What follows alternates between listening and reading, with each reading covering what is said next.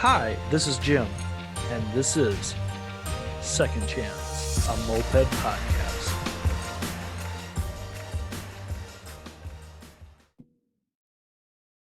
And welcome everybody to another week, Second Chance Moped Podcast. You know what? I'm going to say this right now just because it'll hold me accountable. We're going to go back on YouTube because it's wintertime and I have more time to do this shit. So, you guys on YouTube land, you're going to see a longer hair Jim Henry and a bearded Jim Henry, but whatever.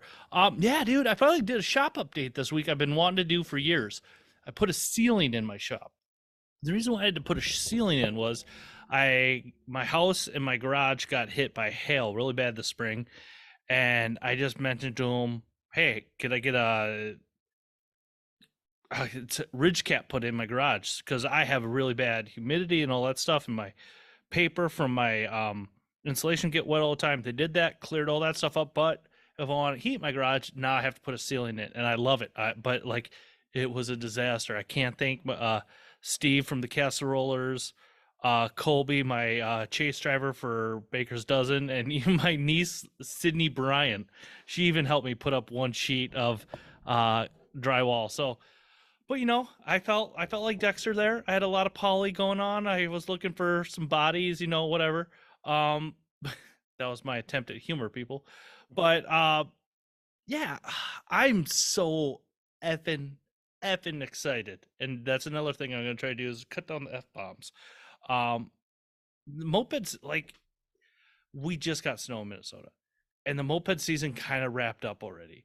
But it's freaking November, and I'm excited for April, like, because there's so many rad things going on in mopeds.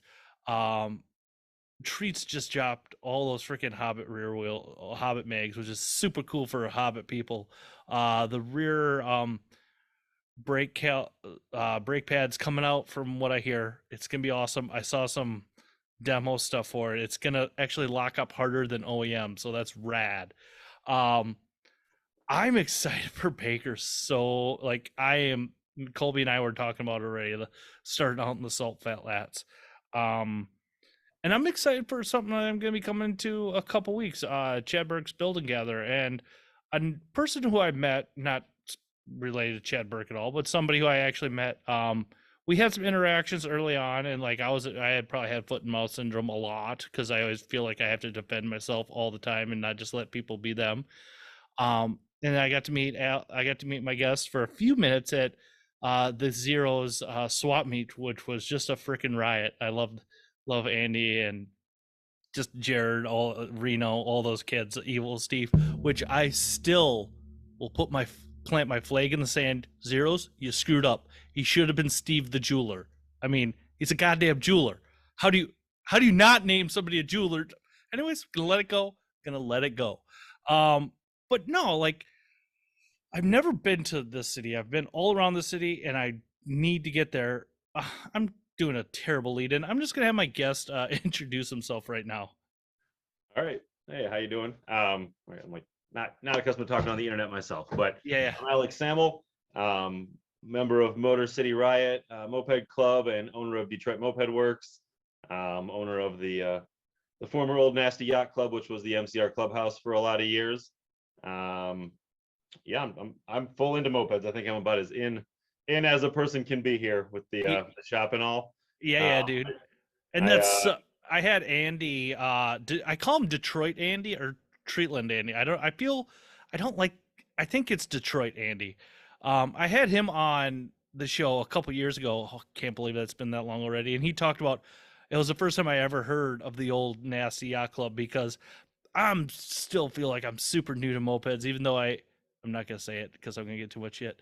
But he told me about how rad it was, and like, that's when the first experience I really had with clubs having their own club, because that was still kind of a foreign concept to me, and that sucks that all happened to you guys.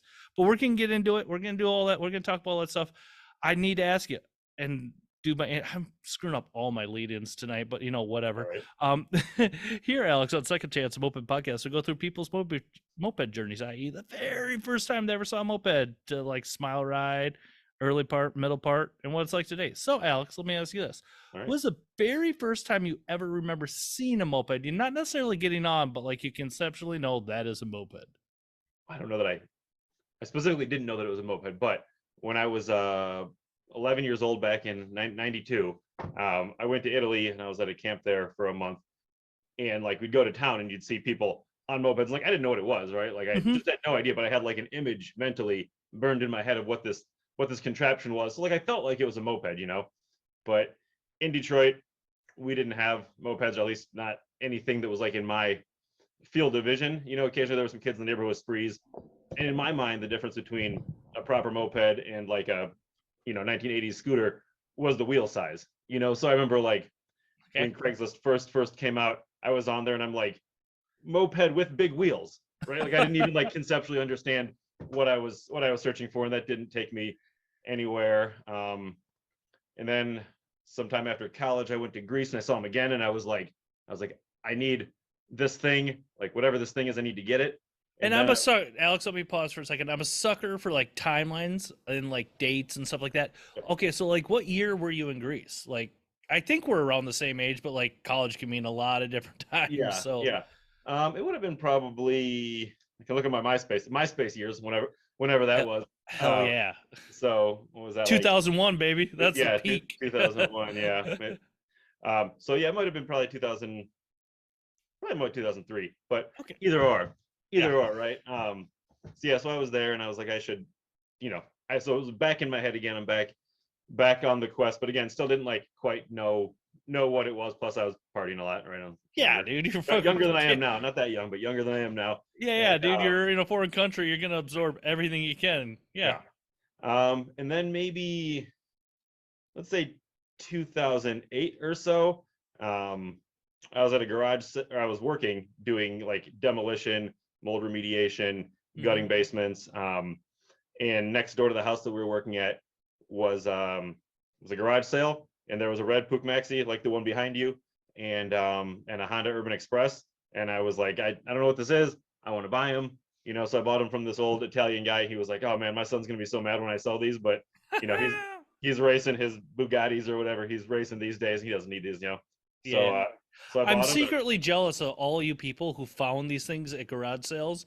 And to this day, if I see a garage sale, I will specifically stop and just do a quick run through to see if there's a moped in the garage, because I believe it can still happen, but I still think you guys are all full of crap. Yeah, I mean, it was 2008 times. I don't know. It just wasn't dude. that long ago, but it's been a while, right? Yeah. So yeah, I mean, I bought them. It was a black Urban Express with the brown stickers on it, kind of a rare one. And then actually the Maxi was a red one. It was a flat red, kind of like the red that you see on a Maxi N. It doesn't have like the metallic to it. I mean, it's obviously because it's polished or whatnot. Yeah. But it's not. Doesn't have that like metallic color to it and pearlescence or whatever in it. And to this day, I've been on a hunt for one and I can't find one. So I see a lot of like, I mean, obviously we get a lot of Maxis through the shop, a lot of the regular, like the red colored Maxis, but never a non-rigid with the rigid color. Like, okay, can't find one. So I'm on a hunt for one of those. I think you can get them in like a 74, right? But we don't get a ton of them. Yeah. Is that kind of like the white Maxi, the white Magnum that everybody always talks about, that like they're out there but they're not out there? And like I was told by somebody who was into mopeds like the entire from back in the 70s on up, he goes, the reason why the white Magnums were so rare was because nobody wanted them, like nobody ordered them. And that could have been maybe the case with that rigid, that Maxi with your color scheme. Nobody ordered them that way. I don't know. I guess not. I mean, Myron's shows that they never made a non-rigid Maxi in the U.S. in that color. But I mean, I had one. Like I've like looked at the pictures again in detail to see if like my memory's wrong or the lights are wrong. And no, it just was there. So I don't know. Yeah. I know, no, dude, it'd be rad if you found it. Like I'll keep my eyes out for you if I ever. Yeah. It's the Midwest, dude. You trip over Maxis and Hobbits. That's what you do. Yeah, every town's different. We don't like we don't have Peugeots in Michigan. I don't know if you guys Mhm. have them there. We don't have. They're sporadic. Like I guess there was a dealership in south west Minnesota for Peugeots, and like maybe like so they're real. I actually just fished a motorbike out of Wisconsin a couple weeks ago, but Okay. like they're you'll see them pop up every once in a while, but in really odd spots too. Yeah, Motobicanes we've got coming out of our ears here. Like Okay. a ton of Motobicanes, ton of Pooks and Pintos and Hobbits and all the Nopeds, the Mhm. FA50s and QT50s and whatnot. We don't got a lot of Marinis. I say sadly, we had a big Jawa dealer here, so we had a lot of Jawas here. Nice. We don't get a lot of them anymore because they're all dead. They've all Yeah. been trash. But like one of our customers, Rob the cop, used to work at a Jawa dealership, just like down the road from here. Awesome. And then we don't really get V1s except for city bikes. A lot of city You bikes. never see V1s in Minnesota. Like the few that are here are like like if you will imported in. Like somebody got them from somebody else in the moped scene. Like I don't think there's nothing Italian here really. Yeah, we get those. I did buy a Fantic dealer out. But I mean, you don't see Fantics. I mean, I don't know. I guess they just bought gaskets or something. I don't know where they came from. But you don't see a lot of them. Solex of North America was in Detroit. Okay. Just kind of close to here.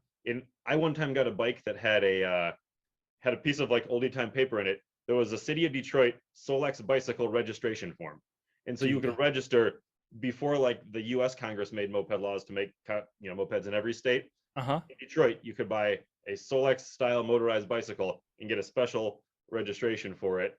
And we had a ton of them here. One time we were at a Did mini you bike.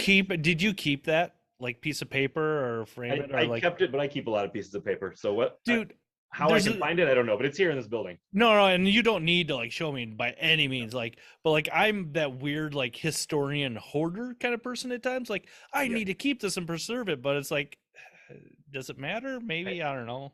I have a But lot of that's like, so cool. I have a folder with like a lot of first owners, first picture of the day that they got their bike. I've got like, when I sell bikes, obviously I'll sell them with the registration if they exist, but I never sell the like, the random bits of like original dealership paperwork Mhm. for them, the original warranty. I have like a whole library of manuals here, and stuff, which is cool. I have like Do you have manuals for a Mondial by any chance? no, I no, just checking.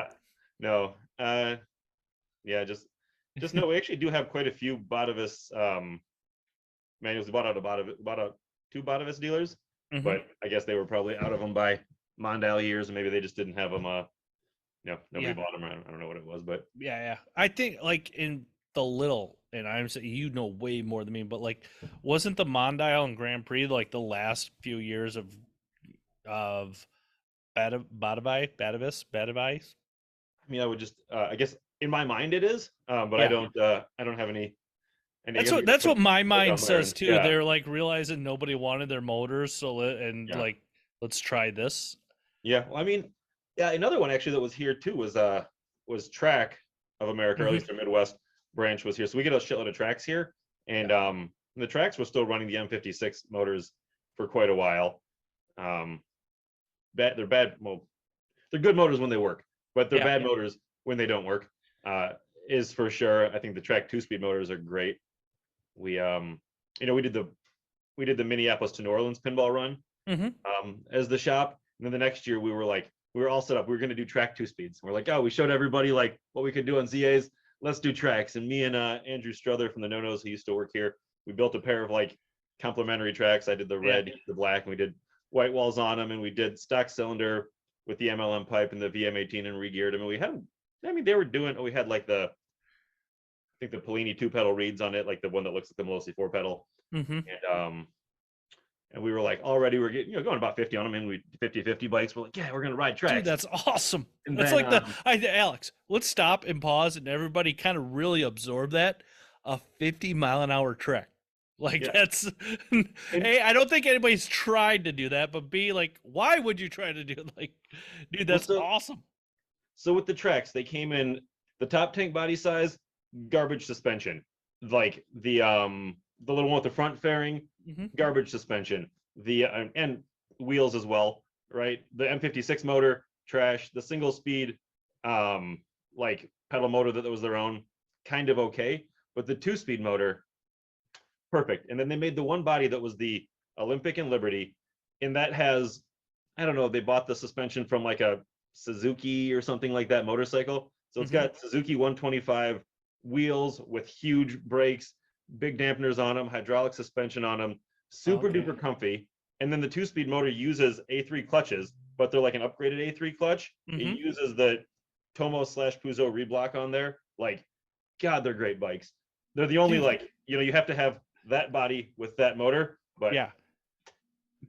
That I now can say like my Trek knowledge is like quadrupled. Like I okay, I can't think of the next project because I got finished 4 other ones, but well, dude, that's so awesome. I got tons of questions for you for a little later on the show.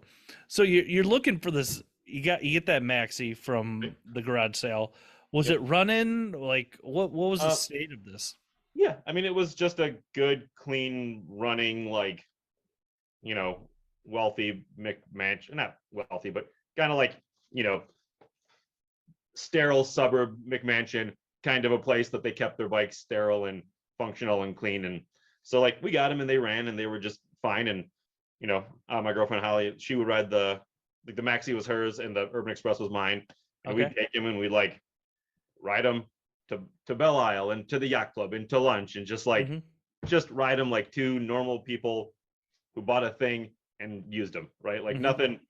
We weren't deep into mopeds, right?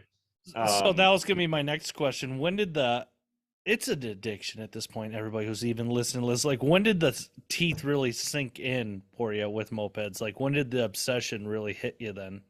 So at the time, Davide Stella, who's still kind of around mopeds, he went to high school. Well, he went to my high school, a little bit older than me, but I'd see him at the bars and he'd be like, "Oh yeah, I got some mopeds and I'm in this moped gang." And like, we go out drinking beers and breaking the law and going, funny, he's a lawyer, but going the speeds that one goes on mopeds while drinking beers in the middle of the night. And I was like, that sounds kind of cool, but somewhat intimidating.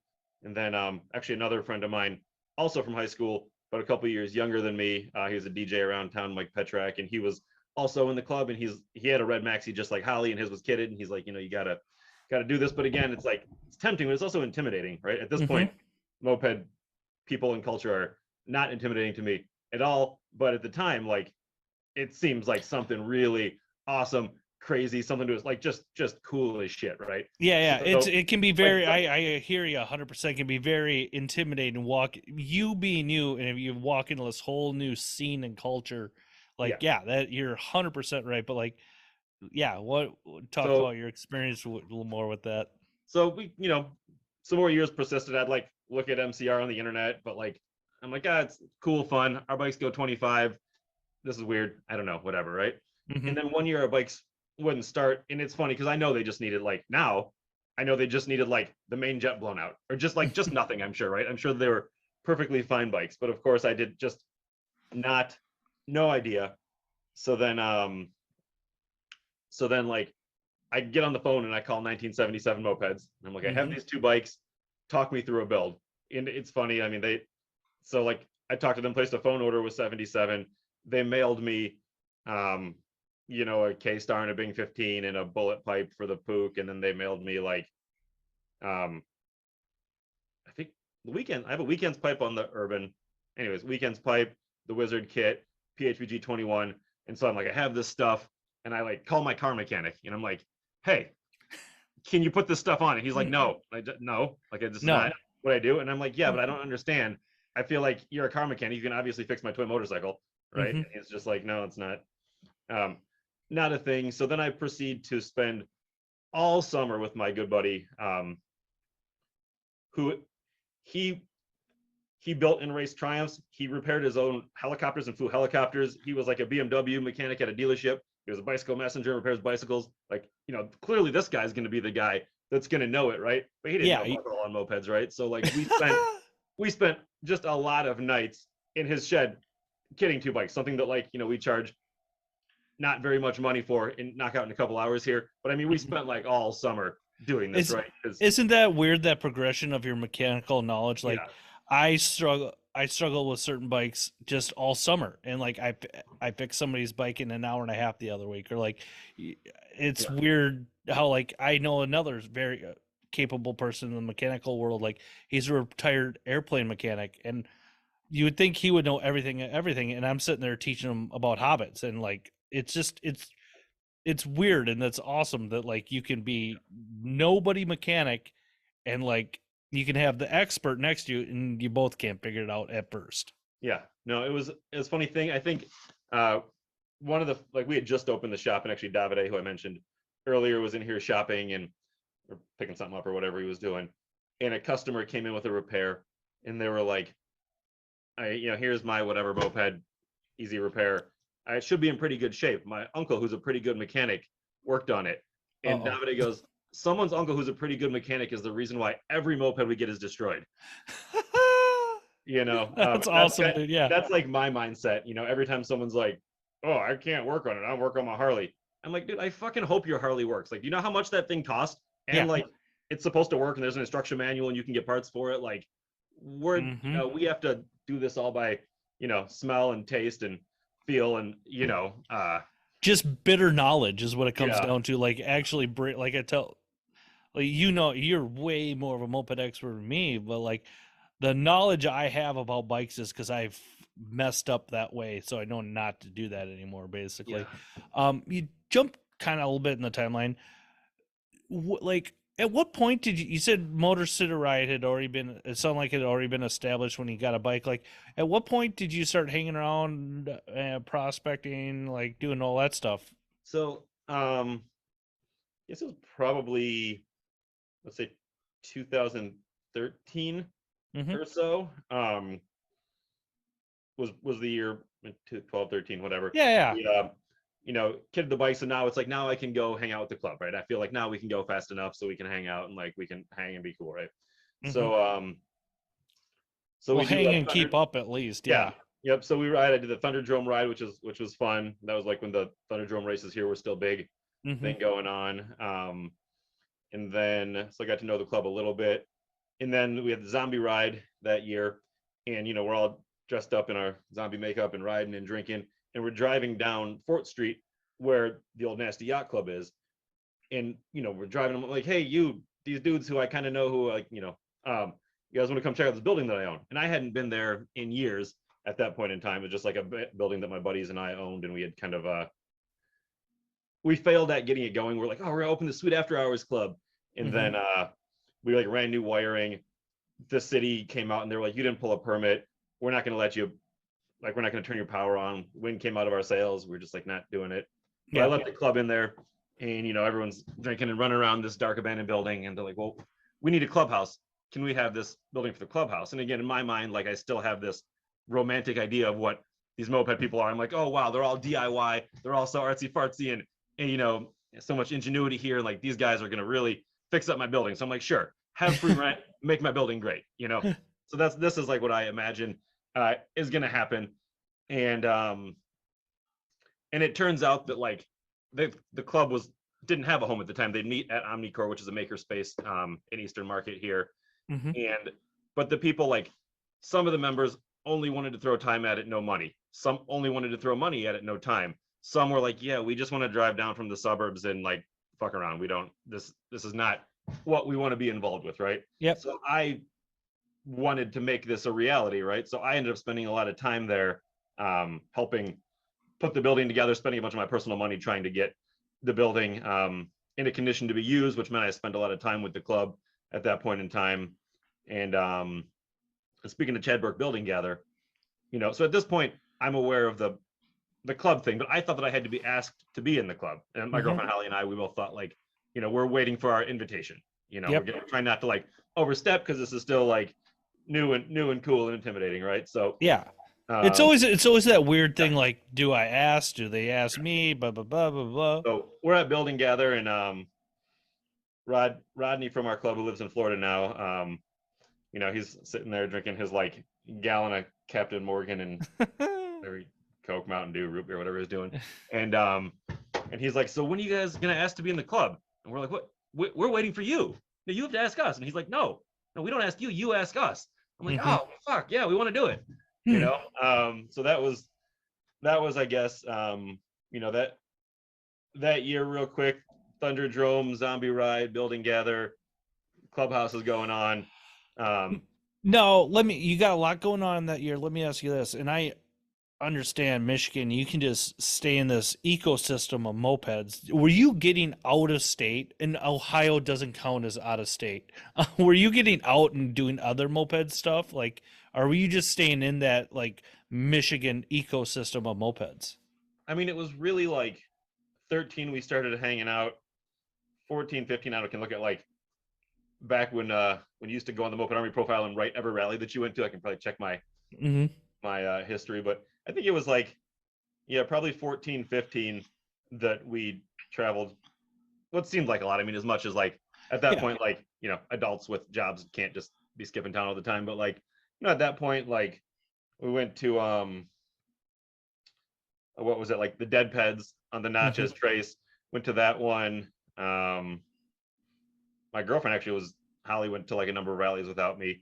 She went to Dead Peds and Nasty Action back then. I think what other stuff I went to. I mean, we did pinball runs, so that was traveling. And I definitely want to get into pinball run and stuff like that. So you went to like one of the building gathers. You asked you finally figured out how the prospecting thing works. You asked to be in the club. How long did it take? I have nothing like. I know Andy Stout was a big part of Motor City Riot for a long time. Like, love them down in Ohio. Yeah. I mean, it was just like as long as the prospecting period took. So whatever it was at 6 months or something, it wasn't terribly long till we were in. I mean, I had a clubhouse that couldn't really you came packing heat, if you will, and not the Detroit style heat. I do love the rallies you guys used to throw. You probably won't get murdered.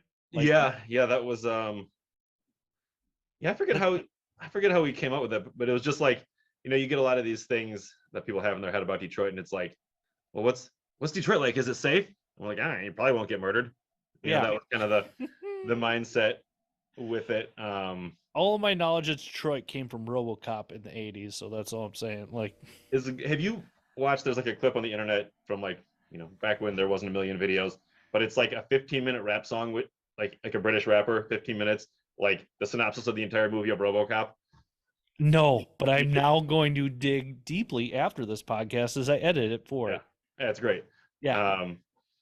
But yeah, so that was back then, and I mean, those were I mean, I love the club. It's doing good right now. I mean, the clubhouse, I mean, it's functional now. You know what I'm saying? Like we're well, do you want to talk? I mean, we're jumping all over. I don't care. But do you want to talk about? I heard a little bit like what happened with the old Nasty Yacht Club and like where Motor City Ride is now. Like, do you want to kind of talk about that, or can you talk about that? I don't know. Like,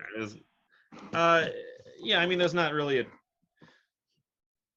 You know, we started off with this sort of a conceptual idea that like I would give the club free rent for a year, and then after a year I'd collect $300 a month, and then after a year $400 a month, and after a year $500 a month, and then eventually get to the point where like it was a real rent, or we'd like negotiate terms, or the club could figure out how to buy it, or whatever, you know, whatever we'd come to terms with, right? So that was the initial plan, but the club just kind of like, there was never any money. I mean, they were spending money on the club, so it's not we were spending money on the clubhouse, so it's not like money wasn't being spent, but there was like never really a chance for I mean, I wasn't making any money on it, right? Like the money that I collected paid taxes and the tickets that we got each year, and that was it. So like I had this building that I was renting out for no profit, which is fine and fun. The building was like you know, improving steadily, but at no point in time did the club pull permits for anything, get a certificate of occupancy. Like none of that stuff occurred, and it really wasn't, I mean, it wasn't in the budget, you know. I had no budget, and the club was spending it all on renovation, so there just wasn't an adult like budget for it, you know. And so this big sloppy, terrible, mean man that works at the City of Detroit Zoning Commission, he drives past the Old Nasty every day on his way home. So it's not like, you know, a lot of other clubhouses, that exist, like the new one and like the Moped Misfits Clubhouse, and I'm sure all kinds of like motorcycle gang clubhouses, like they don't, the city's not that aggressively after you, you know. So like they're not going to catch you if like you get together on the weekends or a couple of weeknights, or you know, it'll be like a non-issue. It'll just be a vacant building. You pay your vacant building fee, carry on. But this dude was there every day, and the club was active too. So people were going there, you know, every day to do some personal wrenching, to drink some beers, to organize little rides. It was an active building, and with this dude driving by every day, there was just no thing. I mean, the amount of stuff that would have had to been done to like undo the unpermitted renovations, to redo the permitted renovations, would have been $150,000, and that wasn't part of it. Like there just wasn't an opportunity for that. So I mean, it wasn't like, I don't know. I mean, it wasn't terrible. It was kind of sad, but you know, I mean, I had this building that I was just kind of doing nothing with. The club was just kind of spending money and time, and you'd get some like resentment of people that felt like they were spending more time or money than other people, and then the people weren't pulling their load. But it's like you can't be mad at somebody for that. So at this point, I think the arrangement makes. And so then when that got shut down, I have another building down the street from here, and I thought, well, we can relive these glory days of Omnicore where like everybody came down. It was like a special night of the week, but like the wind was kind of taken out of the club's sails at that point. But then Bob was able to get the new Nasty, and it's just like Bob took out a loan, bought a kind of okay building, took out a construction loan, put a new roof on it, got it repainted, got new plumbing in there, got a security system. We pay like an actual grown-up rent for like a clean space that has got security cameras and utilities covered, and it's secure, and it, you know, there's nothing wrong with it. And so now the club has a functional clubhouse. It's got a home. Yeah, it's got a home, and like it's got pool tables and dartboards and widescreen TVs and stereos, and like that's so rad. I mean, it's like a good functional space. So it doesn't quite have the character of the old Nasty, but it sure works a lot better. You know, and like you know, if you go there to work on mopeds, I mean, I think for a while we became like a building fixing club, not a moped fixing club. You know, which is fun, but like you know, it's not really like that montage from Revenge of the Nerds where like you spend the day slapping some new paint on it and it's cool, you know. It's like it doesn't work out like that. Fighting an old building. And like I've seen some videos from a few people around Michigan, Detroit, from like the new setup, and dude, it looks awesome. You guys look like you got it dialed in halfway good. That makes me happy. And like it seems like cities with a clubhouse generally will always keep a strong moped scene. I look at like down in Toledo, like what they've done. I look out in Seattle, like what they're doing. The heavy peddlers. I'm sorry, Randy, I screw up your club's name all the time. They just secured clubhouse out in one of the sand cities of California. I don't know because I haven't been to California since I was 12. Upjet, I believe, still has a space. Like that's awesome, and I'm so jealous of clubs that have spaces. Not even so much that I need a place to wrench, but just for that community focal point, which is awesome. Let me ask you this: you talked about doing pinball run. Was the Detroit to Boston your first crack at it, or it's actually the Baker's dozen at that point? But when was the first time? Or just want to talk about your experience with Baker's dozen and pinball. Yeah, so the only one that we did was the Minneapolis to New Orleans one. Oh, okay. Why did I have in my head you did Boston? I'm sorry. I mean, the Detroit one did leave from our clubhouse. You know, well, actually that during a rally, so we were like, you know, we were mid rally during the send off. Nice. For that, but yeah, no, I mean, we just decided to do it. It was like we had just opened up the shop at the time. I think I was still working my corporate gig at the time, but like I had opened the shop. Ted, my old business partner, was here running it, and like, yeah, I mean, we just at the time I worked at a big corporate job, so I had a budget and paid vacation, and like I just could go. So like, yeah, I mean, we all did ZA50s. You know, I built mine. My girlfriend Holly built her own motor, her own bike. Bob built his, Bob Mandikowski, and Sarah Scouten was our chase with Alex Groh from Cranks. And Yeah, Andy Scout was supposed to go with us. I forget why he flaked on us. We had actually a lot of people flake on us, but It's amazing how that happens with bakers. Like it's you get everybody kind of organized in January, March, and then slowly throughout the spring, everybody starts flaking off on you. It's great. but I had already filed for my PTO at work, so I was like, Yeah.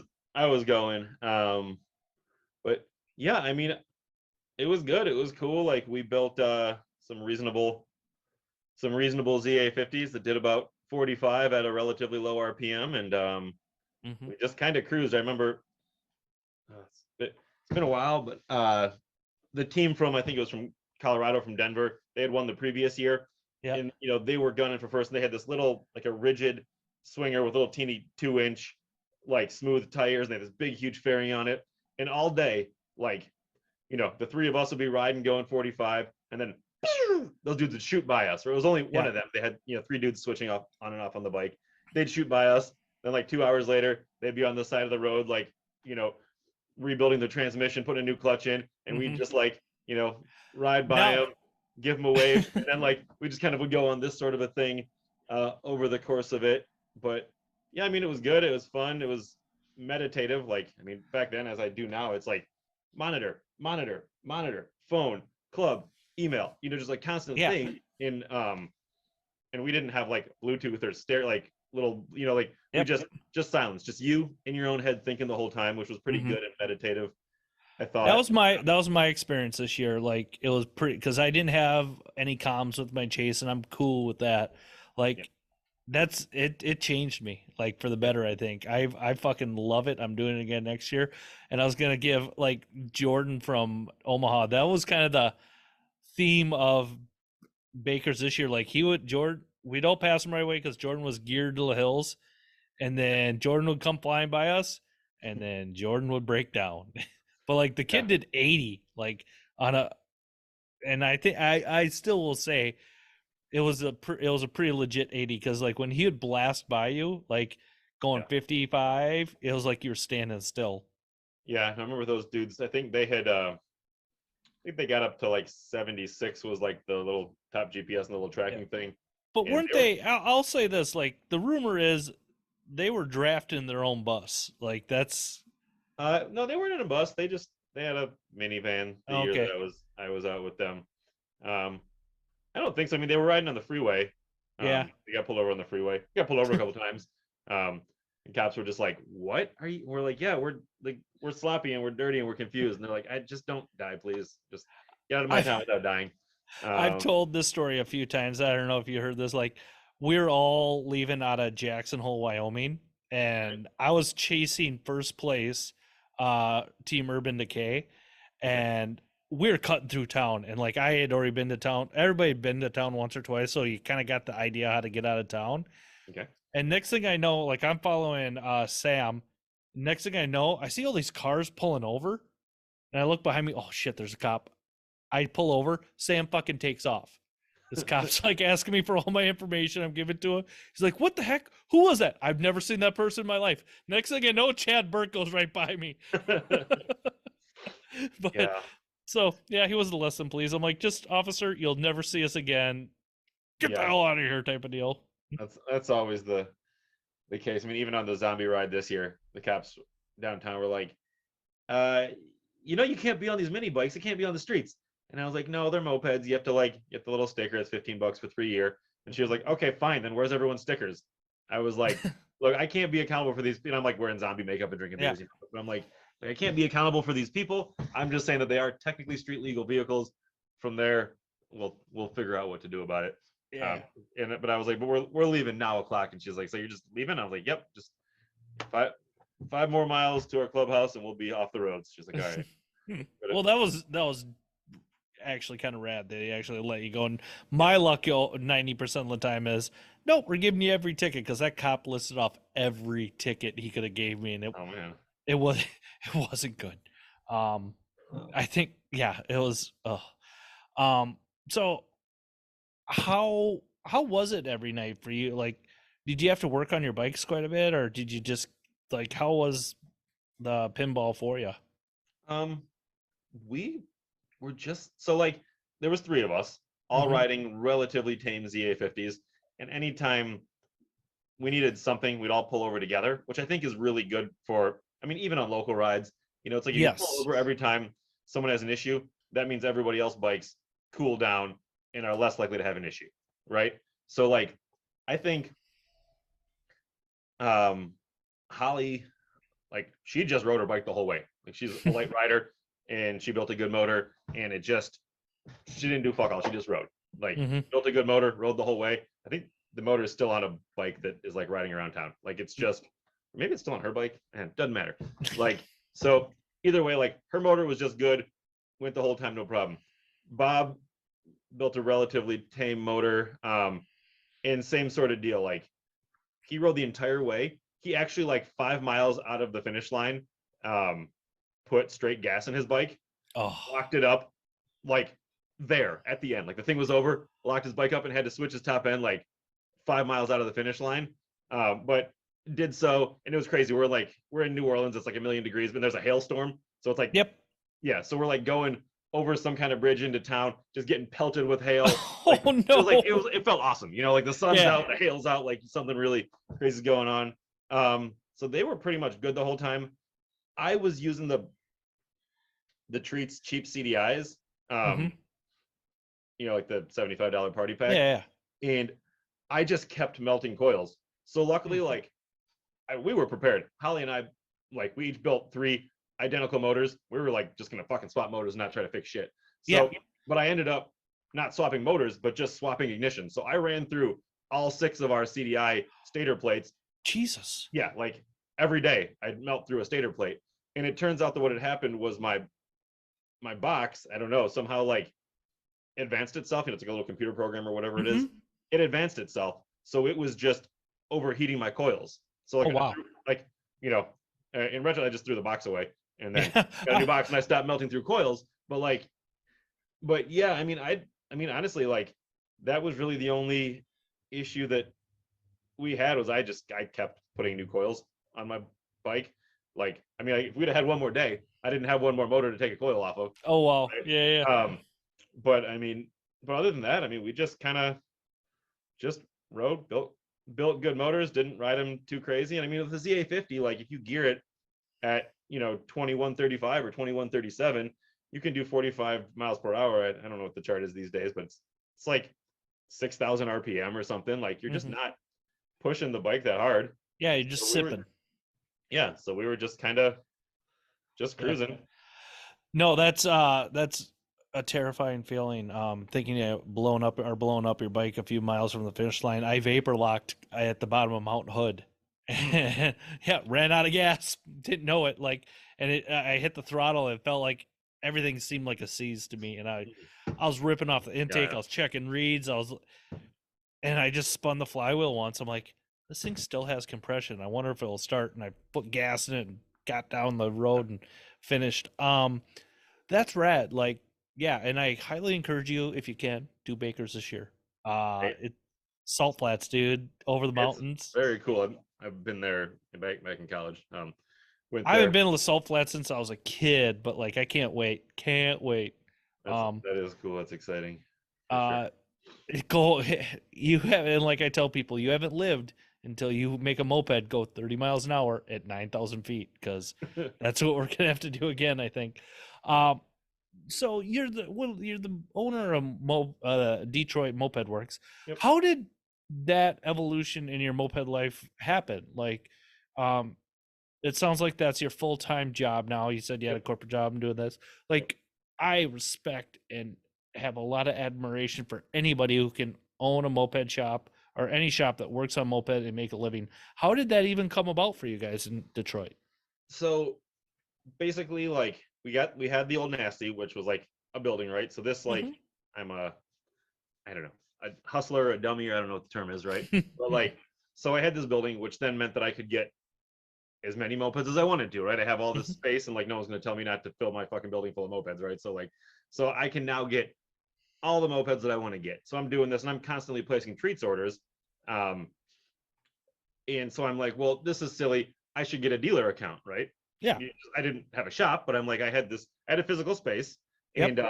And Ben Cranky at the time, he like he was on like 77's race team, so he had a dealer account there. And so what he would do is he would buy stuff at his dealer cost for the club, and we'd all get the discount. So I was like, I'm going to do this with Treatland, right? This is what I have in my mind to do.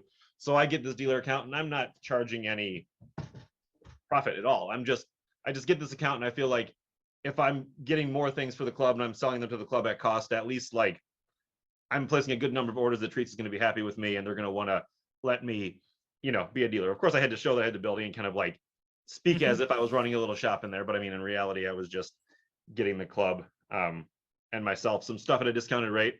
So that I'm was sure kind of, you guys weren't the first club to do that either. so that was the deal. That was the plan.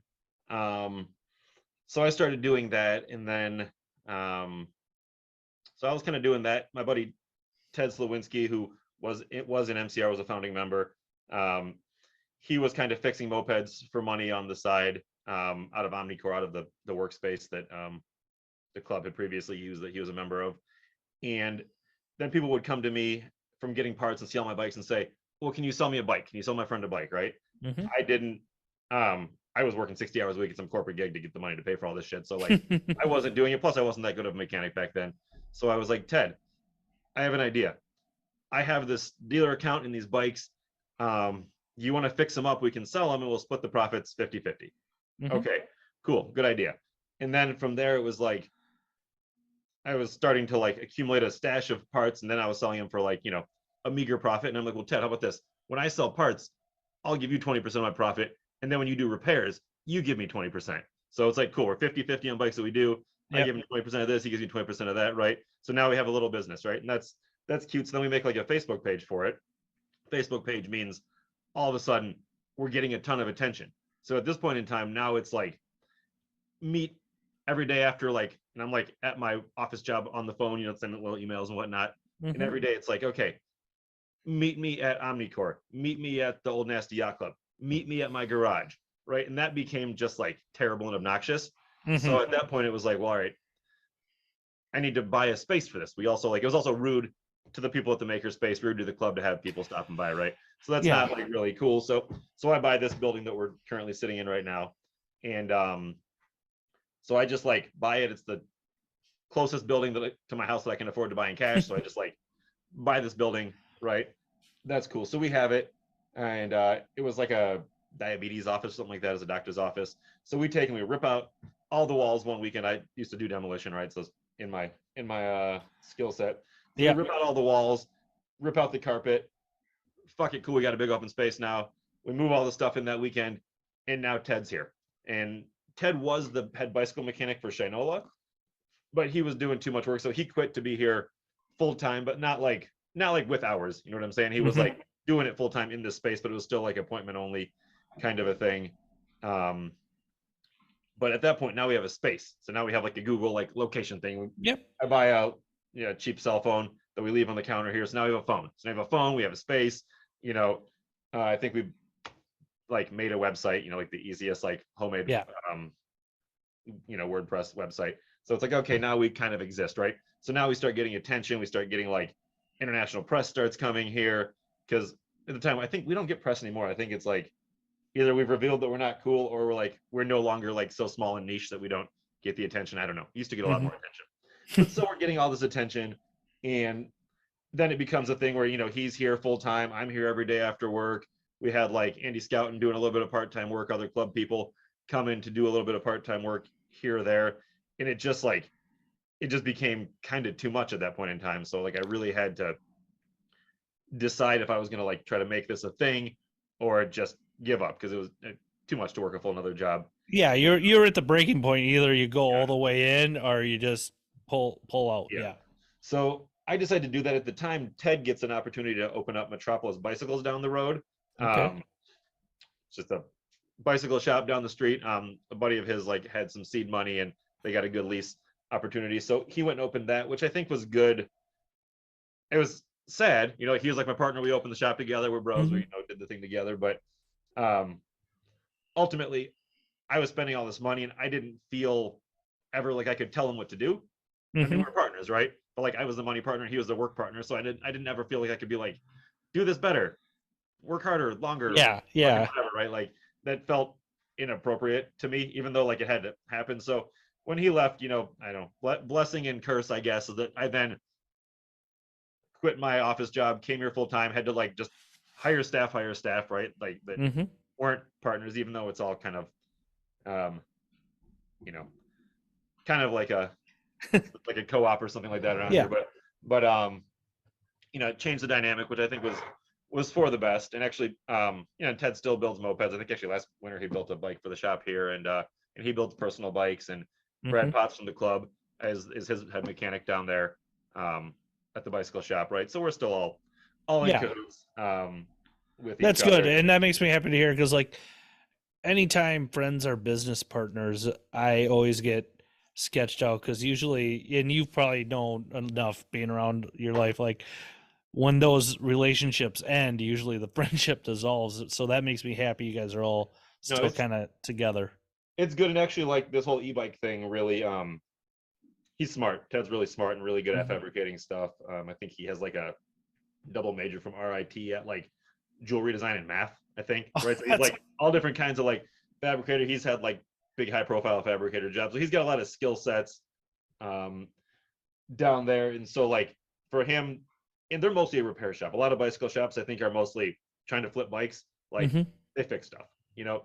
So for them, fixing e-bikes is natural. Ted understands electronics. Ted's like understands how to do stuff and make stuff and wire stuff and like so it's good for us because I mean, to be frank, like we're busy with mopeds. Like we're selling e-bikes and like they're awesome and I love them and they're the future, but like I don't have the time or space or knowledge to like learn e-bikes really for that matter.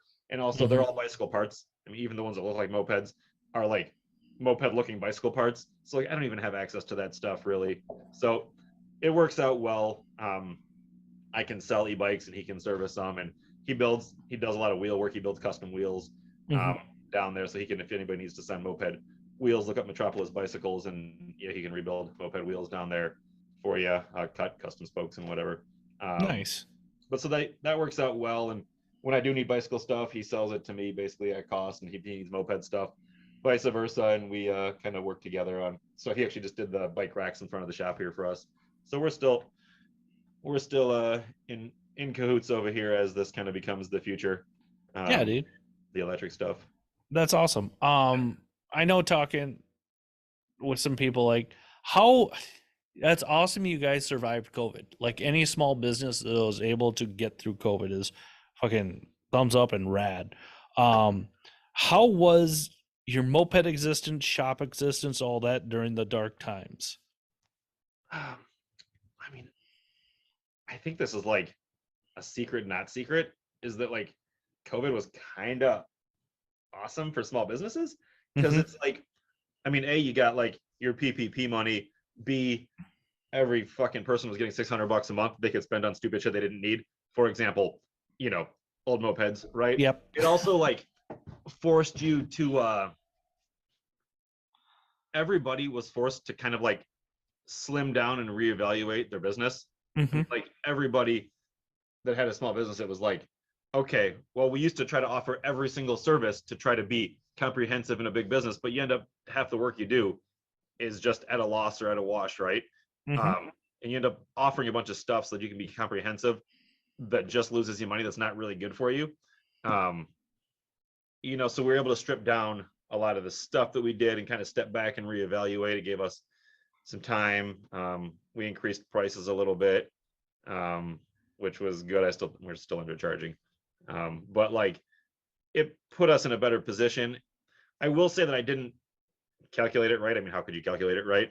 That you know, right in the beginning of pandemic, I laid everybody off and I sold as much stuff as I could because I'm listening to NPR and they're like, everybody in Italy just died. You know, everybody in Ireland's dying. You know, like the world's coming to an end. So in my mind, the last thing that people are going to want to buy is dumb toy motorcycles, right? Like this. Why, like, you know, if half your family's died, why are you going to go out and buy a piece of shit toy motorcycle that you can not really barely ride, right? So because you don't have family members to fucking harass you about mopeds. I mean, I agree with you 100%, Alex. So I guess I did kind of totally miscalculate that in the beginning of it, but that also left me with like limited staff and limited inventory where I could evaluate and kind of rebuild a little more thoughtfully, because nothing's really ever been thoughtful. It was like, oh, you want mopeds? Great, we got them. Oh, we just sold you a moped and told you to buy a helmet. Now you said sell us a helmet. Now we sell helmets, right? Mhm. Like, oh, you saw an article about us in fucking Sweden. Now you want to buy a T-shirt. Now we sell T-shirts online. Like, there's no plan ever, right? It's just like respond, right? So that so COVID gave us a chance to kind of reset in that regard. Again, I could have done a lot better had I known, but I mean, how would you know, right? Dude, it was all a crapshoot. It's Um, like everybody did the best they could with and like nobody knew. Nobody knew it was gonna be. It came out like it did. Like, and you think, like, at the time we couldn't buy e-bikes, like you couldn't buy scooters. I mean, the supply chain's still all goofy, but mhm. like, it's like, think about it. You have a whole country full of people who you can't go to the movies, you can't buy a plane ticket, you can't go out to dinner, but you have $600 a week. Like, you want toys. Well, all of a sudden, like, you can't buy a bicycle, you can't buy an e-bike, you can't buy a scooter, you can't fucking buy a kayak, can't buy a car, right? Like, Yeah, it's like you couldn't buy anything. So people were like, well, I want old mopeds, so um again, I did not set myself up right for that. Like, I liquidated all my stuff cheap and liquidated my staff thinking like yeah, this is the end of days, when in yeah, fact I should have yeah. like doubled down on staff and doubled down on inventory, and like, before everything disappeared, I should have bought everything I could from all the suppliers. Instead, I'm dumping it all. So that was a miscalculation, I guess, but whatever, right? We're here now. Yeah. um we got through it, we learned some stuff, we restructured a bit. Kind kind of a drag to lose some of the old staff, but new staff is good, and we're resetting things around here. So Yeah, yeah. that's all right. So let me ask you this. It seems like the last half of the summer, at least for me, like the moped scene came back. Because I mean, everybody was still kind of gun shy in the spring. We didn't really know how things were going to shake out and kind of the world. It seemed like this summer the kind of world returned back to normal. Um, what what was it like, or what are your plans kind of for 2023? I'm already talking about that. Like, as a shop and as you as a person in the moped scene, because I mean, it's obvious you still love the scene. It's obvious you still have a passion for all this, because you see some people like they have a moped shop and then they kind of, you know, start doing other stuff because maybe they didn't like it as much, or maybe they just get burnt out. I mean, that happens to everybody. Yeah. I mean, I think a thing that I haven't, I mean, not I think, I know one thing that I haven't figured out yet is like growth. It's like, I know that I need to sell e-bikes to stay in business, right? It's the trend. It's also a good money maker. It's also, I think they're good vehicles. I think they're smart. I think they make a lot of sense. But right now, I look down there and like, there's I'm looking at $50,000 worth of e-bikes just sitting down. And like, I'm not a $50,000 like this, like, it's not, so that's like a really big deal. I'm like, I've got $15,000 worth of scooters down there. Like, I'm Yeah. not a $15,000 right? It's like, this is a big deal. And the same thing with everything you do. And like, and it's crazy to run a retail business, because I've never worked retail before, is Uh-huh. like every new thing you sell, like a built well helmet, right? We've cycled through those, but like a built well helmet, Yep. right? On average, you pay like about $100 and sell them for about 175. So it seems like cool. Like, that's great money. Seems like it makes a ton of sense. But if you think about it, like, in order for me to look like a legitimate built well dealer, I have to have, I have this little matrix there. It's like 5 of each size, 5 of each color, right? Whatever. So I've got 25 on the shelves plus another like 15 out. So I'm 40 helmets into it. That's $4,000. Like, Mm-hmm. if I'm making $75 a piece on them, I've got to sell whatever that comes out to, 50 some helmets just to break even on the display before I get to start making money. Yeah. And like, you get the scooters there, right? And like, the Sims are great scooters, but I pay like $2,000 to sell them for like $2,800, right? So like $800 seems great, but Yeah. like, to look legit, I have to have about 6 of them out there.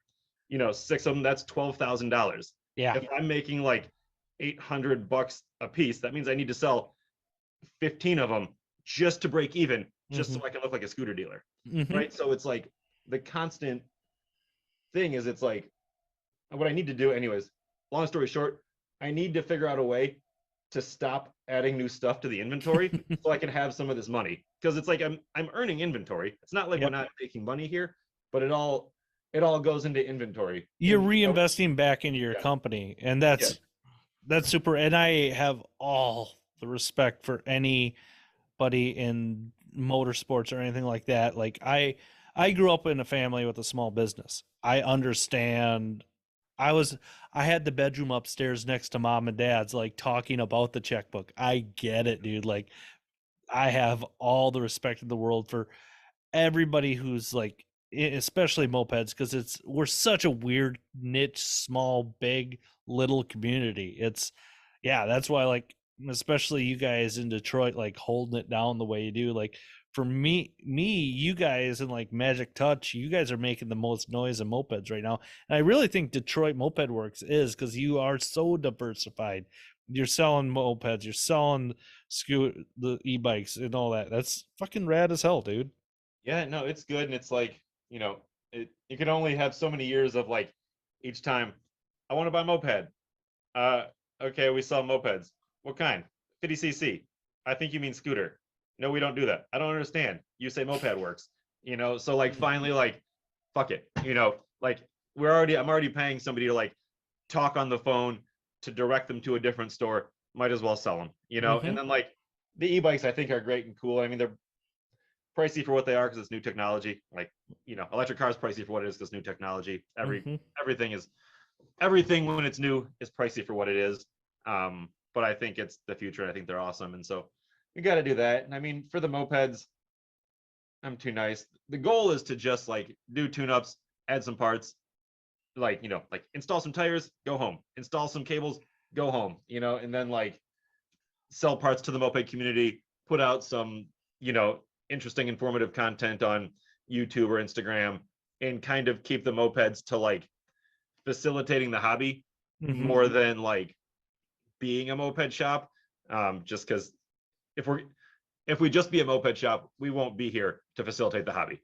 That's just the reality of it, right? So like the idea is that we can do some of this other stuff to make money, do some straightforward, easy, like kind of repairs, not get tied up in bailing people out of like failed repairs and failed projects. And like, because I mean, there's a lot of mopeds that you can spend an entire summer on, and it's like we're good, but like we're not that good, right? Yeah. Like, if it takes you a whole summer, if it takes us 40 hours, like I can't charge you $90 an hour for 40 hours. It's like that's a ridiculous idea, right? Like, and that's the problem with it. It's still labor. impossible. Like it doesn't matter if you're working on a Ferrari or a Puch. You still have to pay a qualified technician to work on either or. And like it's hard for some people to get their head around, well, I only paid $300 for this moped and you want to charge me $500 in labor? Yeah, but you brought in a pile of trash and now it runs. Like that's and it's I don't know. Here, like moped people hate flippers because they're flippers. I hate them because like they don't pay taxes, they don't pay staff, they don't pay lighting bills. So it's like when a flipper sells something for like the same amount of money that I do, they just make a bunch of money. I just like pay a bunch of bills, right? so like, and so generally the flippers aren't doing as good a job on a bike that you guys do. I'll say that straight up. No, they and you don't have to say anything, Alex. I have to be on good terms with everybody around You're a here. businessman that has to like keep peace with everything. And dude, I'm a guy in a basement that'll talk shit, like whatever. Like there's a time and a place for a flipper. I get it, but like I'll tell you this, I'll sell bikes now and again. I might make $100 because I believe in the Andy theory.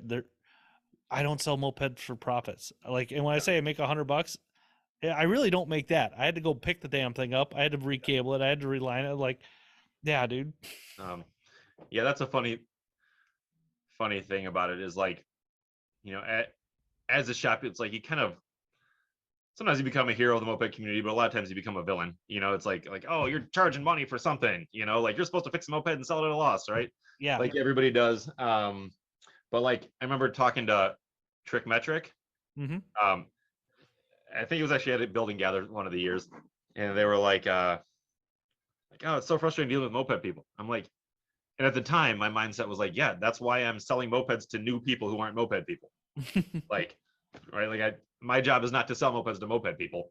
My job is to sell mopeds to somebody new who needs their first moped and wants it to be reliable and run and whatnot. Now, again, COVID did give me some time to sit back and reflect and decide that maybe best that I get those people e-bikes and scooters, and that I do facilitate the moped community with parts and videos and that sort of a angle on it, I guess. Yeah, dude. And you're a smart guy, and I know you'll make your business model work no matter what. And like that's also some of my frustration. I helped somebody out. Like they had an issue with the bike, and like they wanted to pay me for my time, and I gave them a very, very, very, very, very cheap rate.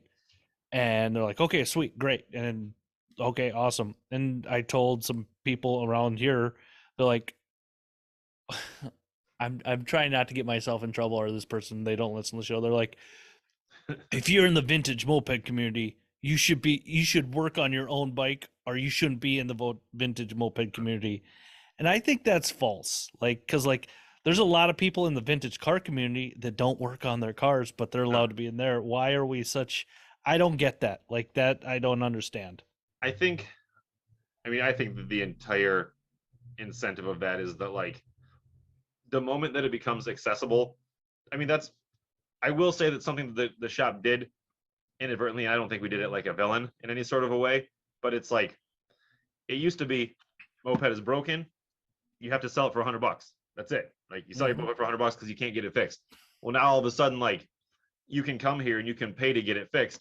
Not only like can you then make it worth more money and increase the price of it, but then that also means that if you sell it to a person, you don't have to sell it to some moped person who is going to be who will only pay you $100, or to a person who's helpless. Like, the helpless person can come here to get the bike fixed, right? So like, now all of a sudden a person who would just not be a contender for a bike might give you $300 or $500 for a non-running bike, because they can then bring it here and turn it into a running bike, right? So that's just kind of like a side effect of the shop. And I think that the entire incentive of the moped community to think that is because, like, if there's an option for getting a moped fixed, then all of a sudden a bunch of $100 mopeds become $300 and $500 mopeds, and they get taken off the market. And like, that is my one like pro thing about flippers, I guess, thing that I'm like okay with them about, is that like, when a flipper takes a bike and does a reasonable amount of like work to it and makes it like reasonable enough to go down the street, maybe at any price, I feel like they're often overvaluing it, but that bike then goes to somebody, and like, if a person pays them $1,000 or $2,000 for a bike, they really want that bike, and they're going to have a budget to get it fixed, and they're going to ride it, and they're going to use it, and it's not just going to go sit in some moped person's basement or dungeon or garage. There's two down here. I'm just fucking with Alex. No, I know.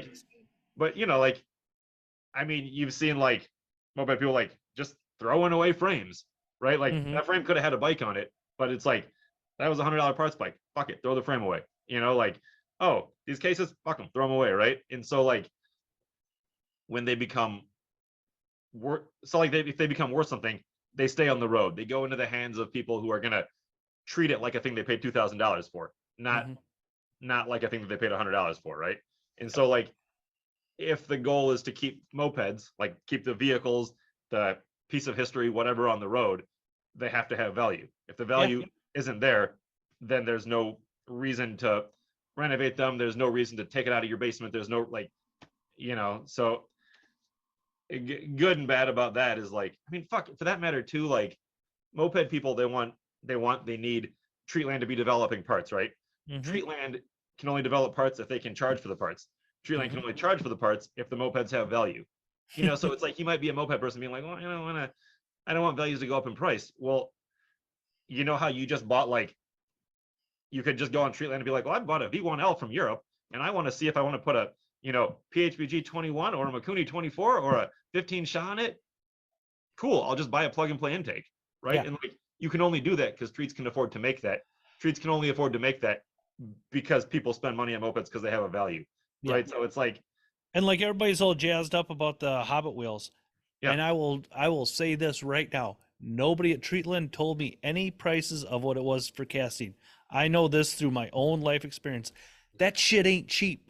No, It so ain't cheap. expensive. Like, if you understood how much foundry work, like it's so expensive. So like, yeah, I don't know, like, Yeah. It's yeah. like we wouldn't, like we can't have cool stuff if it's not worth anything. hmm It's just like the thing, and And I love, why wouldn't you want? That's one thing I don't get. Like, let's have the community grow. I mean, it's never gonna be super popular, but like, it's okay to have shops work on stuff. And like, I hang out with scooter people every once in a while. They're okay people. Yeah, they don't like it with a promo pipe, and they like to stay single file. And I'm a little rowdy for them, but like, dude, scooter people around Minneapolis, all right. I don't get this huge divide in my cities, yeah, but whatever. yeah. I think our scooter duders are all wheelie fucking people. We got a lot of wheelie people around here. Big Dude, wheelie that's town. one. Yeah, yeah. That's always gnarly when you see 12 o'clock boys just roll Yeah. by. You're like, what the fuck, man? Yeah, yeah. All day long, every day, we get like these kids in the neighborhood, like on fucking quads, like just going 50 miles per hour in wheelie on quads. I'm like, dude, you're 12. You're not wearing a helmet, you know.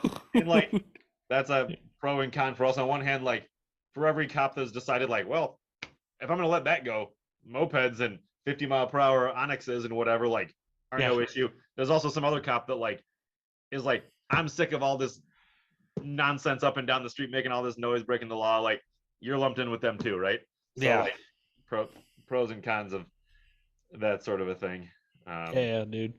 So 2023, are we gonna see you hitting any rallies this coming year? Are you gonna do anything big? Or are you gonna try to hit land squids? Or are you gonna just stay in? Like, do you got any plans yet? I mean, I just being realistic, like when summer's here, I need to be here. Okay. I do my best to like let any of my staff go to rallies whenever they want to, but like, they get to go to the rallies. I gotta stay here and try to keep the lights on or whatever. But I do, like, at the end of this season, I like facilitated like a big like electric and moped ride to downriver Detroit area, like a suburb south of Mhm. here, and like I hosted it out of the shop, which we didn't when the moped community was going, we didn't post shit. It was like club, that's the club thing, but the Mhm. club's kind of still getting going back slowly again. So like, we did that. We hosted the cider mill ride, which was a old MCR tradition. We Yeah, had, dude, that looked cool over, as hell. I saw so many pics from that. I wanted to go so yeah. bad. So we had, over 50 people on that. The zombie ride, like the club hosted it, but I kind of instigated it. I mean, they hosted it. I'm not like taking any credit, but it did take a little like nudging. This is like our first, time back out there, right? So like, I'm hoping to like, throw a lot more events at least. Yeah. It's a little bit selfish to like, no, I'm throwing the party. You come to my house. I'm not going to your house. But Yeah. that's what's in my capacity is to host. So I'm hoping to host a lot more stuff. I tried to make it building gather this year. It's like I went to well, my first 3 years of mopeds, I went to building gather every year. So like to me, Yep. that's an essential, Yep. because I'm stuck in my antiquated mindset, and like to me, that's what I need to do. So I like I know try I'll to be do that. building gather this coming year. I think Chad and I are gonna. We talked about doing some type of preview show just because like I've never been, and like I don't know how many people from Minnesota has ever been there, but like I'm all about the next adventure. Like, Yeah. yeah, dude, and I gotta deliver a bike. There's a bike delivery happening, and I buying some wheels, blah blah blah. But like, yeah, dude, I'm excited to just hang out and see a bunch of people and see Chad's new shop. Like, Yeah, I saw I think Bob from our club was out there. The Zeros were all out there. mhm. So that's cool. That's exciting. That's the thing. The internet here, but like when I used to go to Chad Burke's place, I was like, holy shit, this is the coolest thing in the world. This is what I want. I need this. I want this. This is great. Now I go there and I'm like, oh my god, I hope like I don't ever get like this. No offense, Chad, but like there's a lot. He's got a lot Yeah. of stuff. Like it probably the only person that makes me feel like I have a reasonable amount of stuff in our facilities here. Yeah, I got Chad upset with me like the first time I met him because he was buying a bike from Dose. I'm like, yeah, you need another bike, Chad. Like, but no, Chad, I am so glad he's had a bunch of health issues. Like, I'm Yeah. glad he's getting those at least knowing of versus like, yeah, whatever. No, it'd be rad to see you at Build and Gather. It's glad you're kind of trying to beat that drum to get stuff going around Detroit. Like, Yeah. So and I mean, ideally the club will we'll throw some more big events. I think we're shooting for a rally next year. Okay. Back in the city to show off the new clubhouse.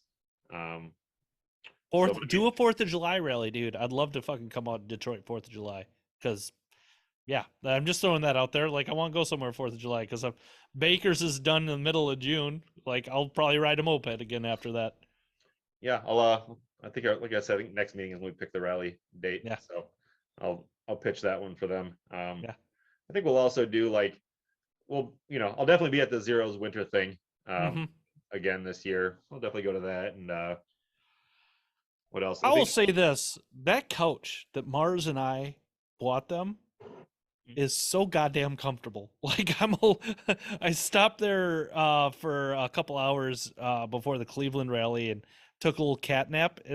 Yeah. God, I did not realize how comfortable that couch was. I kind of want to take it back. Yeah, I love a good couch nap. Yeah. The futon here at the shop has crumbled over the years. I like really want to get a good couch for the shop here. Just But go to actually like Mars and I found it was. I think Mars paid for it, but I transferred it. It was like $12 at the St. Vincent de Paul thrift store in Toledo. Good. Yeah. That's a good value. Yeah, it was like But yeah. I don't know. I think we'll do we usually do like there's a big St. Patrick's Day parade in Detroit, which is actually on Michigan Avenue, the road that we're on here. Mhm. And so club traditionally that's like our first like coming out party for the year. It's like, pre St. Patrick's Day, right? So it's cold. I think last year Zeros came up for it and like we were just riding in the snow, like just in the snow. It was snowing. Yeah, I was gonna say it's still cold then. Like yeah. they usually have like a huge St. Paul St. Yeah. Patrick's Day parade here, and like I've never been. You want to know why? It's goddamn cold. I'm not standing out in the cold. I don't drink. I'm not standing out in the goddamn cold to freaking watch. Yeah. No, not doing it. We had some years where I mean, it was cold, but it was like we're wearing shorts. I mean, Yeah. cold shorts, but still like doable if you Well, had a drink or three and a little confidence, right? yeah. Well, like I tell people from like the South and mopeds, like coming out of the season, like if it's like 50 to like 55 degrees, I'm not riding a moped. Coming into the season in the springtime, it's 43. I'm fucking on a bike in a t-shirt, dude. Like I'm sick of it. Like it's just that winter conditioning, dude. Yeah. I go every year. I go straight from shorts to like the double layer pants. We have a Carhartt account here, and so like let's get the Carhartt double layer pants, and I'm in because I mean we have to like, I have to. Probably the reason I don't do mopeds very often, like socially, is just that like I have to ride every single bike that goes out of the shop. Like the mechanic finishes it, like I ride it during diagnosis. Then I ride it like over the course of the repairs. Then they're like, it's done. Then I ride it 5 miles and I'm like, yep, broke something else or it's quite done. Try again. Then I ride it again. So it's like, I think yesterday was, I don't know, high of like 38 or some nonsense. And I rode probably like 6 or 7 5-mile testing trips. Like that's like so. What I'm hearing, Alex, is riding. You show up to a rally, you're permanent chase driver. You don't need to ride mopeds. I mean, swap at the shop was not a rally per se, but like you'll notice that I showed up there quite late just for the social aspect. That'll be kind of my MO. Just I don't need to ride a moped after I've been riding a moped all day. But it's good fun. Yeah, dude. I hear you on that 100%. I can't thank you enough for coming on Second Chance Moped Podcast as we wrap this up. I can't thank everybody enough again for listening. Like I'm having those Facebook memories pop up. The show's going on 3 years old. I don't know how the hell that happened. If you can do me a favor, whenever you see, wherever you listen to this, give me a 5-star review or whatever like it. That always makes me feel warm on the inside in the cold winters of Minnesota. Alex, I hope you make Chad Burke's Build and Gather. First and foremost, do you want to tell everybody your guys' where can we get a hold of Detroit Moped Works? Just tell us all your stuff. Very, very straightforward. It's Facebook.com/Detroit Moped Works, just the whole thing. I believe it's Instagram, .com/Detroit Moped Works, just the entire Detroit Moped Works. The website, DetroitMopedWorks.com. YouTube channel, I believe it's YouTube /Detroit Moped Works. I don't know. I think our Twitter and our Pinterest or something like that have got different ones, but whatever's on there is just a just some kind of a bot reposting our stuff from the other social media. So if you use the other stuff, you'll be able to find us just fine. But yeah, definitely like I'm trying to make myself an influencer these days. So we're posting reels near every day. I try to have some good interesting content, a good mix of like moped specific, relevant, interesting stuff and sales stuff so that the shop keeps being a shop. But I try to mix it up and do pretty all right. I feel like I'm getting pretty good at my influencer biz here. And that'll be the main thing that we do. YouTube channel doesn't get enough work put into it. Just I'm not a filmer. Maybe after I'm such a good influencer, I'll get there. But just figuring that out. Facebook's great, except because obviously you have to go on Facebook for the marketplace. You have to go on for the lovers of poop mopeds. You have to go on for the Southeast Michigan moped community. Like you have to go on there for your moped list, buy, sell. But like as a shop, doesn't matter if you follow me unless I pay them. You don't get to see my stuff. Yeah, right? Like, that's what I noticed too. It doesn't show up, right? So like, I think if you like, follow, subscribe, and interact, you might get some of our stuff on Facebook. But mostly it's just Instagram's where you'll find the most of it. We also have an eBay store. It's just also ebay.com/Detroit Moped Works. Oh, what you should do is try to find, I don't have the access to it right now, but we have a MailChimp. And apparently as a business, you are supposed to send marketing emails all the time. For me, all the time will be, I've only done it like twice a year traditionally. So maybe if I do 5 times a year, we'll be, really hitting it. But that'll be a place where I'm going to try to like put out some like exclusive coupons, not just the regular sales that I post on the social media and the Moped Army, but like actually have some like exclusive to our people that are subscribed things. So if you can, I believe there's a sign up on our website and our social media, but check that out. That's a new thing. But mostly just the Instagram, I think, is where you'll find me. Yeah, that seems to be the most user friendly form of media right now is Instagram. Before don't worry, they'll screw it up and they'll make everybody pay for everything and you'll never see it. So we'll revert back to Moped Army or some crap like that. Like, and I still love Moped Army. It's still a great source for just everything mopeds. But yeah, even all the little groups, all that stuff. Yeah. Oh man, the worst I think is that this morning I looked at Resto Cycles on Instagram. You've seen that guy? He's like making some shiny bikes, and I mean, I don't know the guy. Like, he looks like he's doing nice work and everything like that. But I noticed the little TikTok thing. I looked in the corner. He has like millions of views on TikTok, right? And like, I mean, good for him. I hate that though because I was so content to accept like, Jason with the other moped podcast, like it looked like his TikTok didn't really take off, and he's got a good podcast. And Pete at Second Stroke, it looked like his TikTok didn't really take off, and he's got a great YouTube, right? So like in my mind, mopeds were not for TikTok. I didn't have to worry about it. There was no reason for it at TikTok. And now after seeing this dude do so well on it, I'm like, do I need a TikTok now? Either way, it doesn't exist yet, but maybe watch our Instagram and maybe I'll tell you that I signed up for TikTok or something. I don't know. There you go. I think like I just won't go there. Like I refused to get on Facebook for a long time because like I had gone through the other stuff. Like I was gonna plant my flag in MySpace and like obviously that didn't go over well. Yeah. I don't do Twitter because why? I don't know how to Twitter. Yeah, I don't. I think I haven't checked that thing in years. I think I did one like 2010 and that was it. I'm staying off of TikTok, dude. It's not that I have anything against it. It's just like I have enough shit to keep track of, and like God bless anybody who can get that going, and get millions of views, and like make mopeds more accessible, make people like all coverage is awesome, and dude, like good for Andrew Martin. Like he does a really good job with stock bikes, like.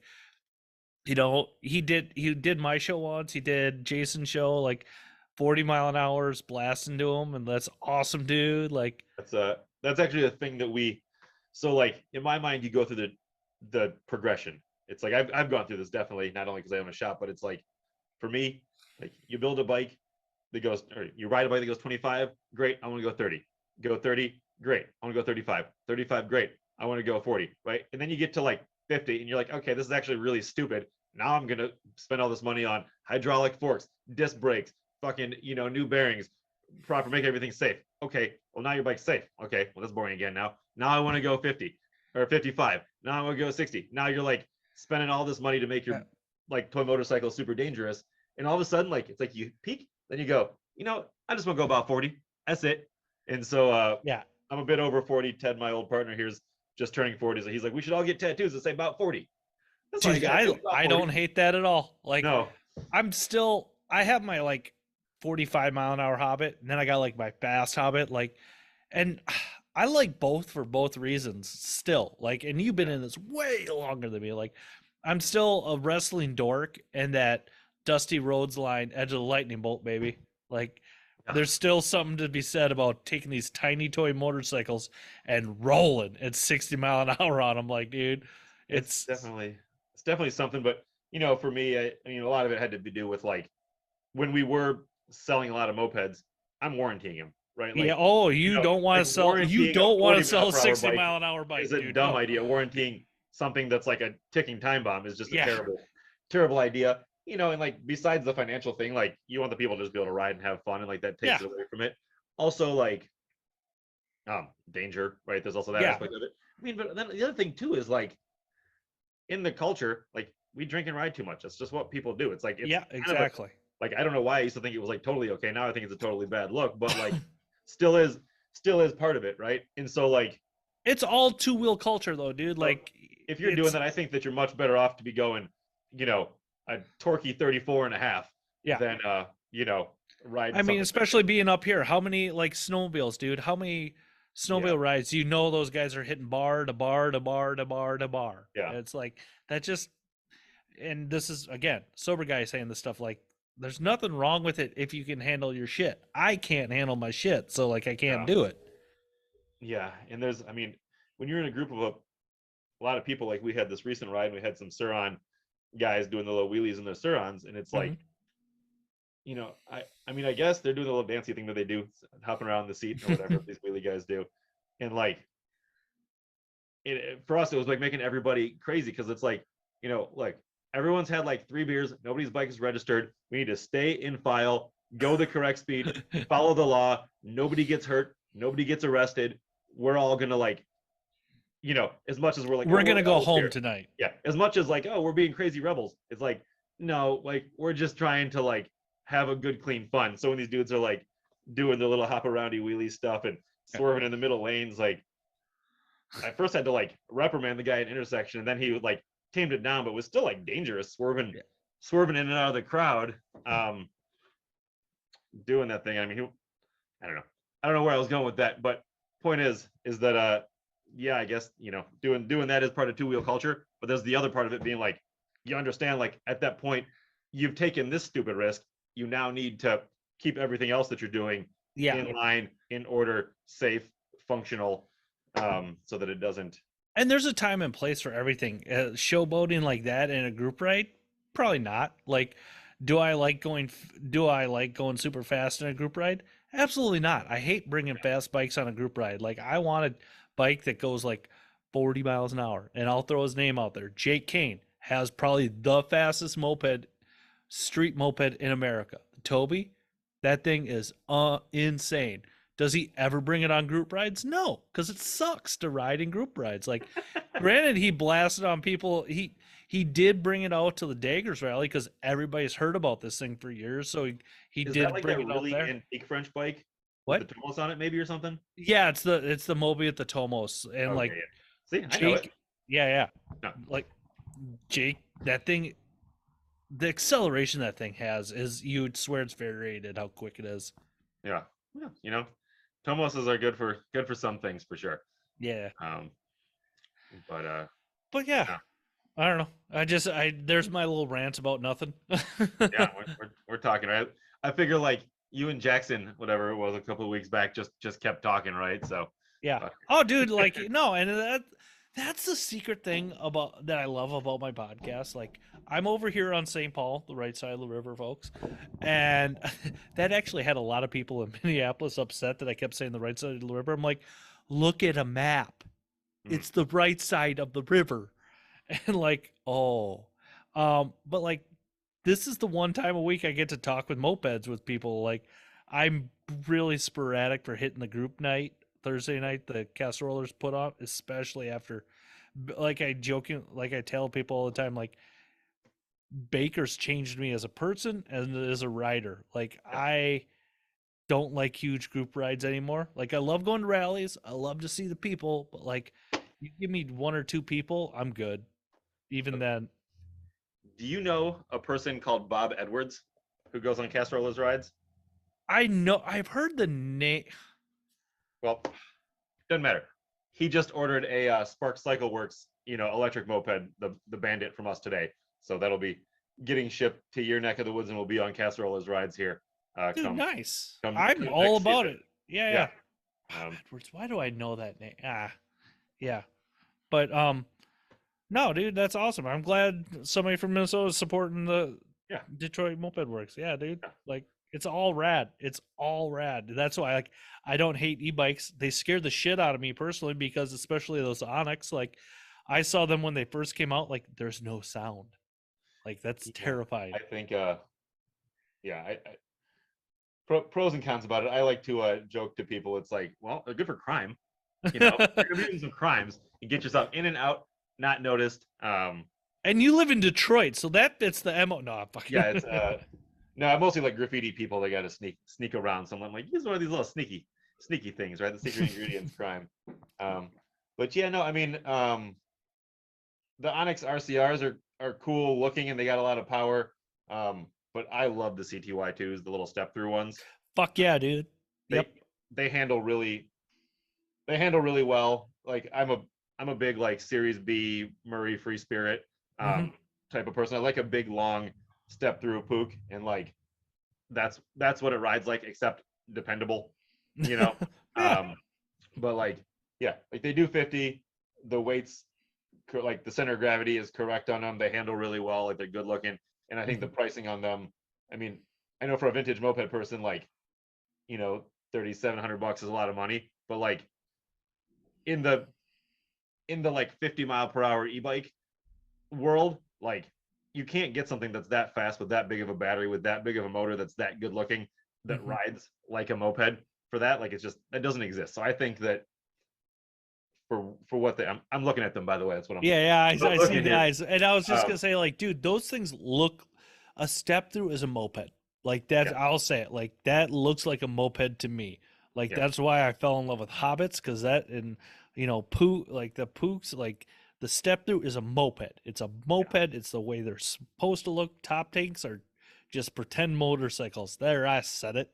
Yeah, you know what? You go through a lot of learning curves, right? It's like there's always that I started in that mindset of like, step through moped is a moped, and then Holly like really wanted a Magnum, and I'm like, don't get a stupid Magnum, just get like a Yamaha 125 or something. And then we went down and like went to Ohio, where we get all mopeds from, and like went down there and got her a Magnum. He got it running. First ride around the block, I was like, oh, I get it. This is awesome.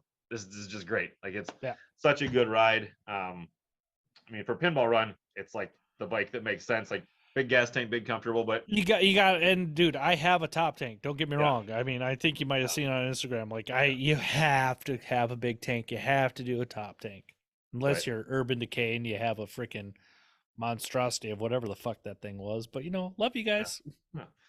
But yeah, I mean, I'm definitely a pro step through person as a general rule. Like, the Mondays, I much prefer the step through that they've got. The Onyx, I much prefer the step through.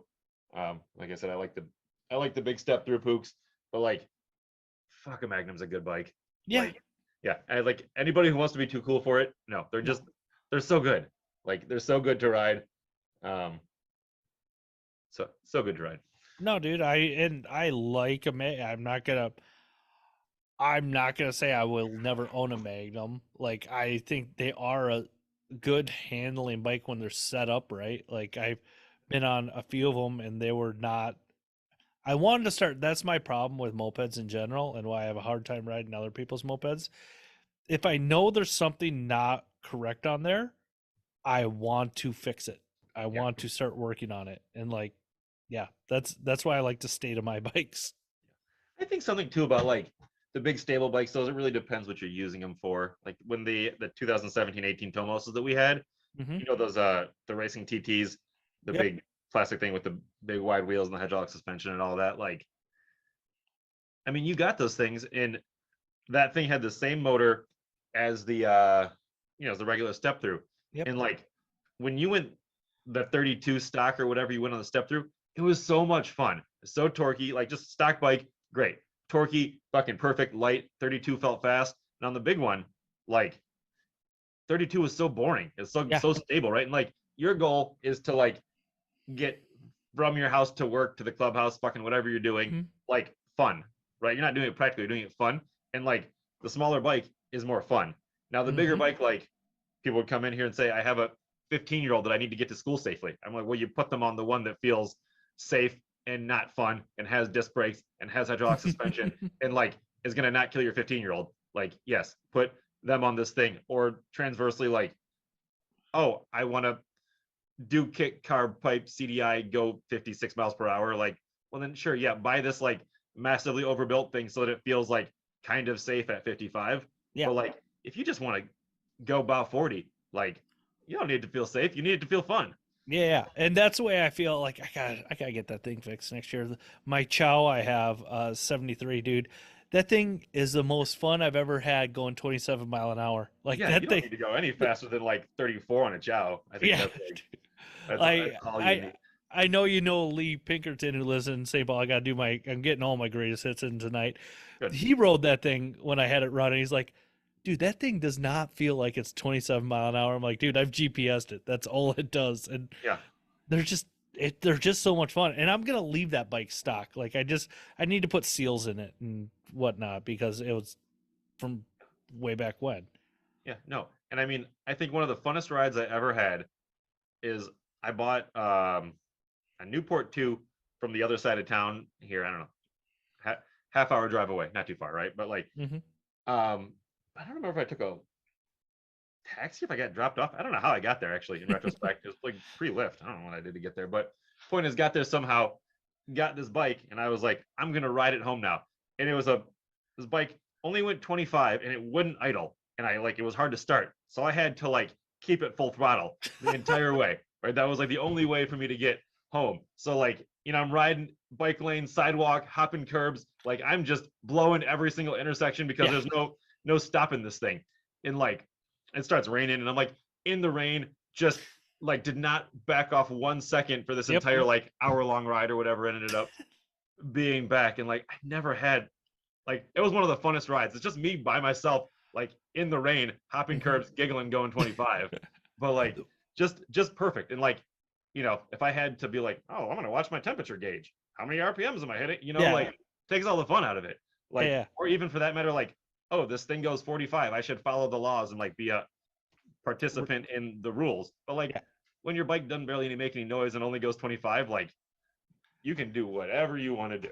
Yeah, dude. That you just describing all that shit, like that was the end of Baker's for me. Like once we got the bike running again, I drill started it, and when the hard seas happened, that the clutch bell and everything jumped forward, so it actually loosened the clutch bell nut on that Hobbit. Ooh. So I didn't know this at the time. I started the bike up on choke, and I just freaked out, and I just told my chase driver, or shut it off. I'll start it up again. I'm putting my helmet on, and I'm gonna get to the finish line. Well, my cell phone it broke, so like it wasn't holding anything upright. I'm running this bike on choke through Portland Yeah. with, at the time I didn't know it, no clutch bell nut. So I had to keep, but I knew the bike was acting weird, so I was trail braking it, trying to keep the clutch engaged on the clutch bell, and I rolled in the finish line. And the first person I saw was Travis of Travis Tutorial. Oh yeah. And he looks at me, he goes, "Hey Jim, there's your clutch bell nut right there." So like, dude, yeah, that is probably the greatest feat of riding I've ever done in my life. Yeah. That's especially at the end of it, right? Like you're Yeah. spent, it's just like it's just You that's have good a way to fun. end. Yeah, it's a good way to end it. Like I said, ours was in that hailstorm, and we ended up like coming down this hill, and we're in like, I don't know, like 3 feet of water, just like some ridiculous, like up to our knees. The motors are like underwater, spitting out, and my air filter had gotten wet, and so like I wasn't going, and I realized like, oh, if I just pull off my air filter, my bike will get to the finish line. So I'm like, rip off the air filter. I'm kind of just like protecting it from the rain with my calf. You know, just like an absolute like glorious tragedy. Like, Yeah. just perfect. So good to end that way. If you end like easy, it's no fun. Yeah, exactly. I mean, you'll have to, if I don't know how much you talked to Rigsby from LSLB, like those guys have a story how they ended Baker's, which was like they found, yeah, I'm not gonna wreck their story because like it was absolutely struggle and unbelievable, but they finished it.